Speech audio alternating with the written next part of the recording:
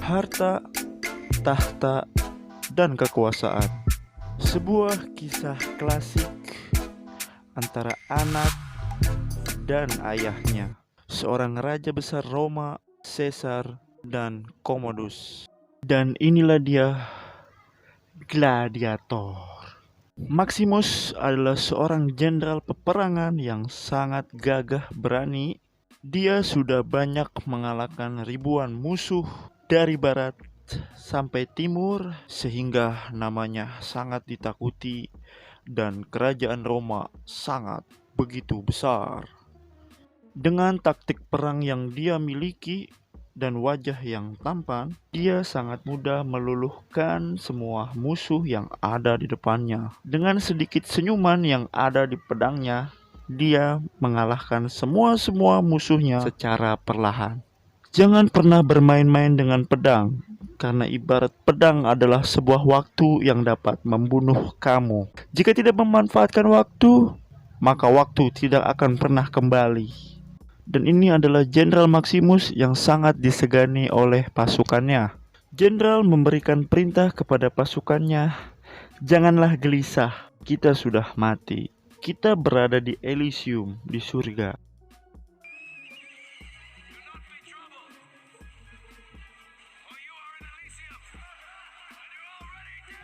Jadi tidak ada yang kita takuti." Maka ini adalah kemenangan kita yang terakhir. Setelah ini kita akan pulang untuk memanen padi dan tumbuh-tumbuhan lainnya. Ini adalah kebiasaan Maximus sebelum berperang. Dia mengambil segenggam tanah lalu menciumnya.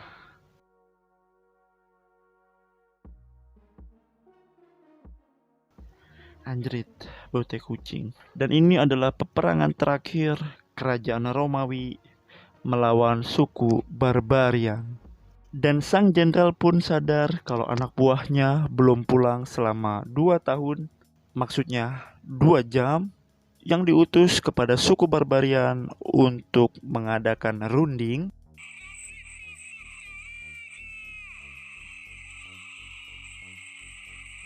"Majulah sini kalau berani, akan kuisap ubun-ubunmu." Kira-kira seperti itulah musuh di depan berbicara. Karena banyaknya pasukan yang dimiliki oleh bangsa Roma, sehingga dengan mudah memenangi peperangan ini. Ribuan, ratusan, dan jutaan pasukan dikerahkan untuk memenangkan pertarungan terakhir bangsa Roma ini.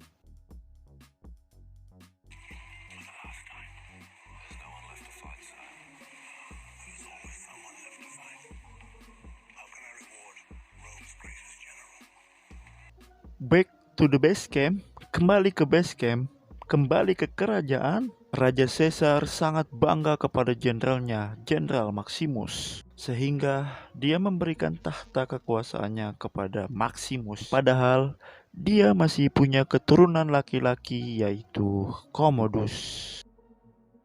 Beberapa alasan diberikan oleh Caesar karena tidak mengangkat anaknya itu menjadi raja.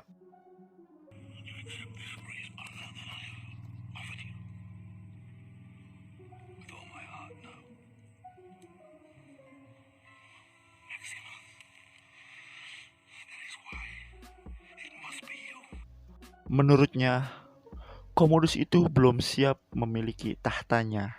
Dia seperti layaknya anak kecil. Dia belum cukup matang untuk memimpin sebuah bangsa yang besar. Raja Caesar hanya ingin Maximus yang melanjutkan tahtanya. Raja Caesar hanya ingin tahtanya turun kepada orang yang tepat, yaitu Jenderal Maximus.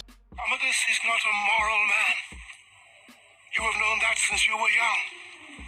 Commodus cannot rule. He must not rule. Commodus begitu kecewa. Dia sangat kecewa sampai namanya benar-benar menjadi Commodus.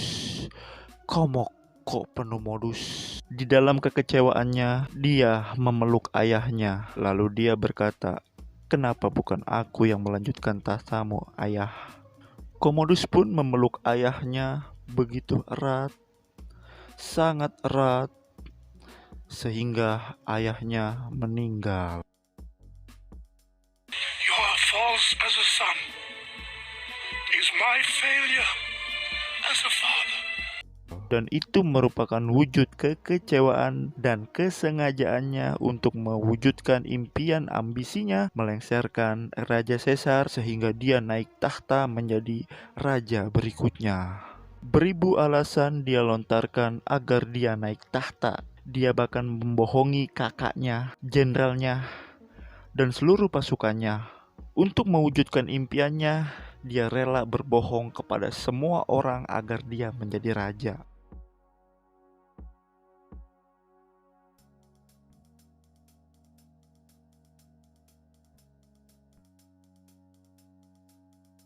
Dia memberitahu kepada semua orang kalau raja sudah meninggal dan meninggalnya raja diakibatkan oleh dia ketiduran.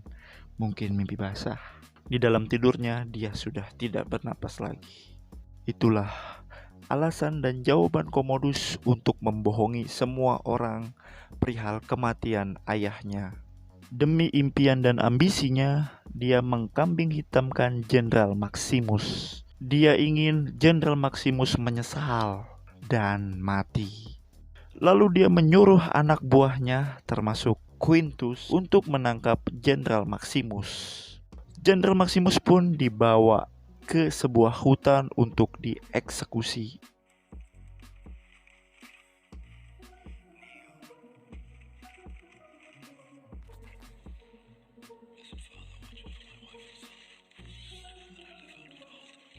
Lalu di sana dia akan dibunuh. Tapi karena Jenderal Maximus mempunyai wajah yang sangat tampan, sehingga prajurit terpesona olehnya. Dia meminta permintaan terakhir. Kalau dia ingin mati selayaknya patriot dan pasukan yang gagah berani.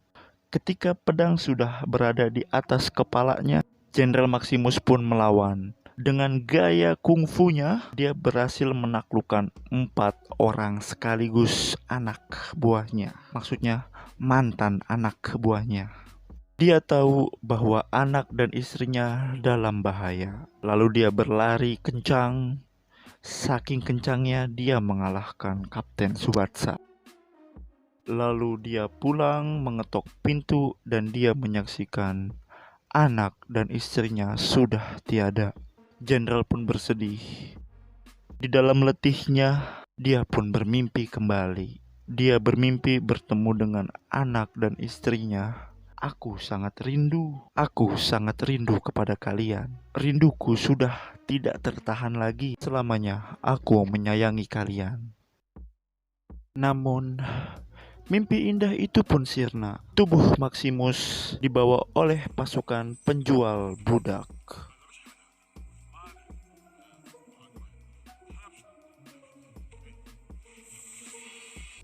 Sang Jenderal Maximus dibawa oleh beberapa orang untuk dijadikan seorang budak, ditangkap dan disatukan di dalam satu kandang bersama budak-budak yang lainnya dan disatukan oleh seekor singa. Di sana dia diobati oleh lelaki tampan lainnya yaitu Midian yang menyebut dirinya adalah kesatria. Lelaki hitam manis itu pun mengobati luka yang ada di tangan kanan Maximus. Dia mengobati dengan alat seadanya dan dengan cacing-cacing yang dia tangkap sendiri. Dan inilah dia kota Zucabar, provinsi Roman, kota yang indah dengan sinar matahari yang terik. Layaknya pasar, mereka juga menjual banyak aneka ragam perabotan, termasuk budak dan hewan buas. Maximus dijual dan ditawarkan oleh bosnya kepada saudagar kaya yaitu Proximo. Proximo ini kemarin membeli seekor jerapah dan ternyata jerapahnya tidak mau kawin. Dia menganggap jerapahnya ini mempunyai penyakit kelainan. Karena jerapahnya itu tidak mau kawin sehingga tidak menghasilkan uang baginya dan dia sangat kesal kepada bos daripada Maximus.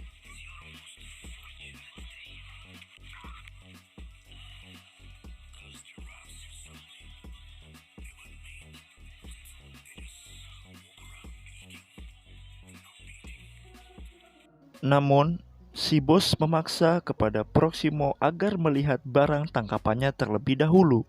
Akhirnya, Proximo mau tidak mau mengikutinya karena merasa dia membutuhkan keuntungan lagi. Dan di sanalah dia bertemu dengan Maximus, sang jenderal yang kini menjadi budak. Kemudian Proximo melatih Maximus dengan budak-budak lainnya yang dia beli dari si bos.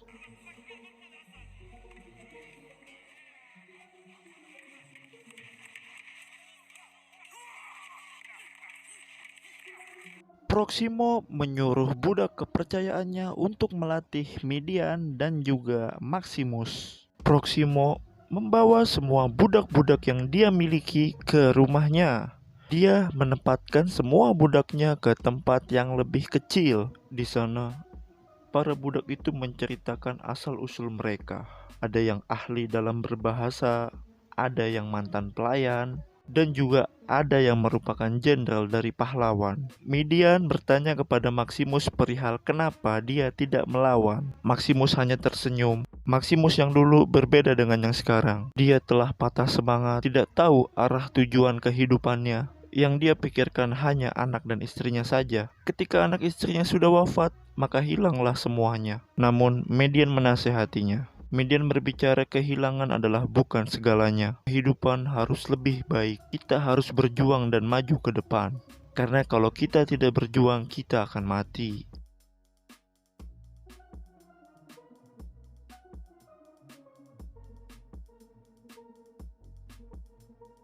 Keesokan harinya, Proximo membawa semua pasukannya dan budak-budaknya untuk melanggang ke pasar. Di sana juga ada tempat kolisium kecil, di mana pasar tersebut adalah tempat perjudian. Mereka akan dipertaruhkan untuk bertarung satu sama lainnya. Proximo memberikan suatu nasihat yang membakar mereka untuk selalu semangat dan bertarung di arena gladiator. Dia menceritakan kehidupannya yang lalu bahwa Proximo itu adalah seorang gladiator dan dia dibebaskan oleh Caesar yaitu Aurelius. Dia mendapatkannya itu karena dia mengalahkan banyak sekali petarung yang ada di ruangan. Dia mendapatkannya itu karena dia mengalahkan semua petarung yang ada di arena tersebut. Sesuai dengan tradisi Roma, bila kemenangan itu dicapai oleh seorang gladiator, maka dia berhak menerima kebebasan atau dibebaskan oleh sang raja. Yang pada saat itu raja tersebut adalah Raja Caesar Aurelius. Maximus, Midian, dan budak-budak lain pun memasuki arena pertarungan. Mereka mengangkat pedangnya dan melawan musuh-musuh yang ada di depannya. Pertarungan kali ini yaitu berkelompok, di mana Midian berkelompok dengan Maximus. Dengan gagah perkasa mereka mengalahkan semuanya, mengalahkan para petarung gladiator. Dengan formasi Maximus yang berada di depan dan Numidian yang berada di belakang, dia mampu mengalahkan semuanya.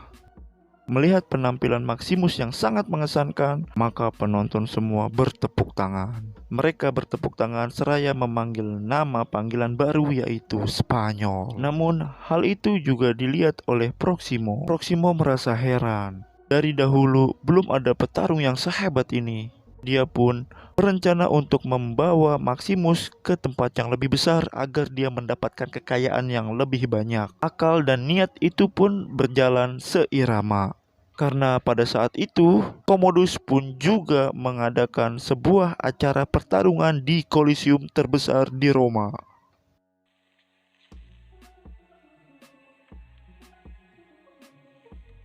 Commodus membuat acara itu dengan alasan untuk memperingati ayahandanya yaitu Caesar Aurelius. Dia ingin menarik perhatian dari penduduknya karena sejarah Roma yaitu tentang glory, kemenangan. Jika dia membangun pertarungan di arena terbesar, maka pusat perhatian penduduk akan dia dapatkan.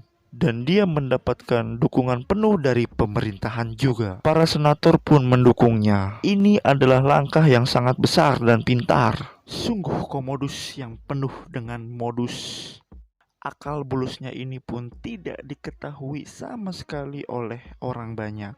Tetapi tidak untuk kakak perempuannya. Dia mencium sesuatu yang tidak baik kepada adiknya. Dia mengetahui rencana Commodus itu sangatlah jahat.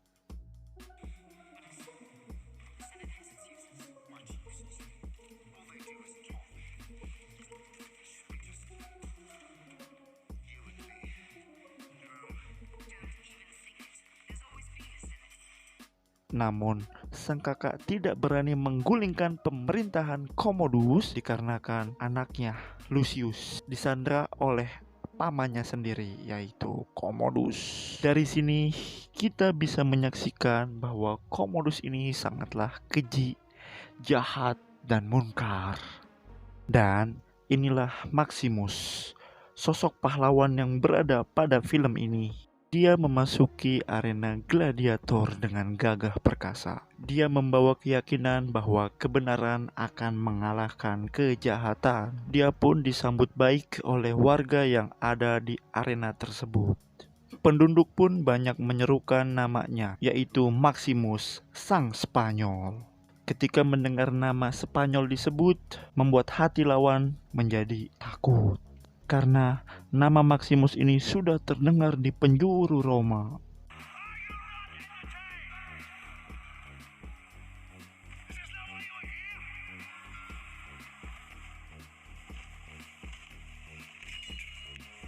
Ketika sudah menatap lawannya, langsung memberikan mereka pelajaran. Dengan 2 kali 3 gerakan, Maximus mampu mengalahkan lawan-lawannya, membuat semua mata tertuju kepada Maximus. Maximus mampu mengalahkannya hanya dengan 2, 3, 4 gerakan. Para penduduk yang ada di sana sangat terkagum-kagum dengan keahlian Maximus itu. Mereka menyerukan namanya, Spanyol, Spanyol, Spanyol. Commodus sendiri sebenarnya tidak mengetahui bahwa Maximus berada di arenanya. Karena pada saat bertarung, Maximus mengenakan helm penutup muka. Helm penutup muka level 10. Jadi hanya matanya saja yang terlihat.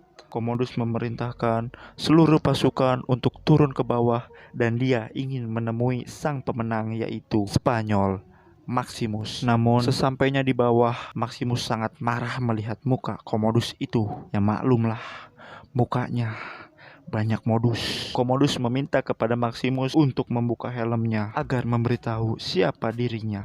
Tetapi Maximus menolaknya. Namun Commodus tidak patah akal. Karena dilihat oleh orang banyak, Commodus pun akhirnya memerintahkan pasukan untuk menahan Maximus. Dan terpaksa Maximus pun membuka helmnya. Ketika membuka helm, Commodus pun kaget. Saking kagetnya, bulu kuduk Commodus merinding. Dia bergetar ketakutan melihat jenderal yang telah memenangkan peperangan banyak untuk Roma. Penduduk setia yang menontonnya meneriakkan nama Maximus dan agar dia tetap hidup. Hidup, hidup, hidup Maximus. Mendengar itu, Commodus pun akhirnya membiarkan Maximus pergi dan membiarkannya tetap hidup. Di sini, Commodus sangat kecewa. Dia memikirkan akal bulusnya bagaimana cara membunuh Maximus untuk kedua kalinya.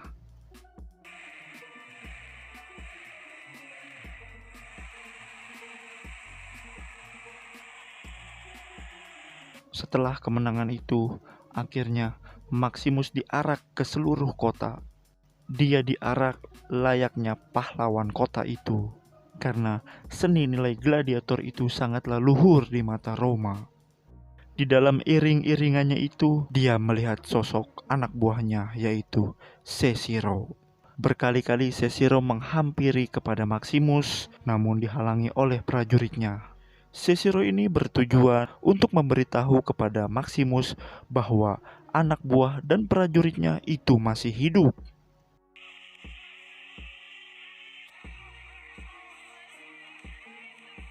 Dan telah mempersiapkan pasukan untuk menggulingkan pemerintahan Commodus.